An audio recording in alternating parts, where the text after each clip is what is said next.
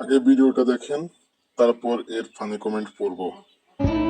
ভাই মধ্যবিত্ত, তারপরে পরিবারে একমাত্র ছেলে।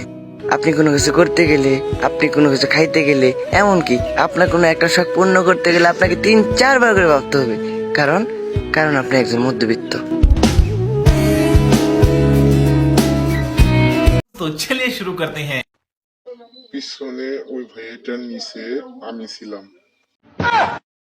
ভাইয়া, আপনার পিছনে বিশ্বকাপ খেলা চলছে।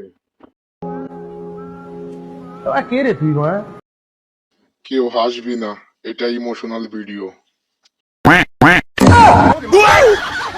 পেছনের দৃশ্যটা অনেক সুন্দর, তাই না? পেছনের ভাইয়াটা অনেক কষ্ট করছে, সে অবশ্যই সফল হবে। বিশ্বাস করেন ভাই, ও কি বলছে কিছুই বুঝি নাই, কারণ আমার নজর ছিল পিছনে। কমেন্ট করা শেষ হলে কেউ চলে যাবেন না, খিচুড়ির ব্যবস্থা আছে।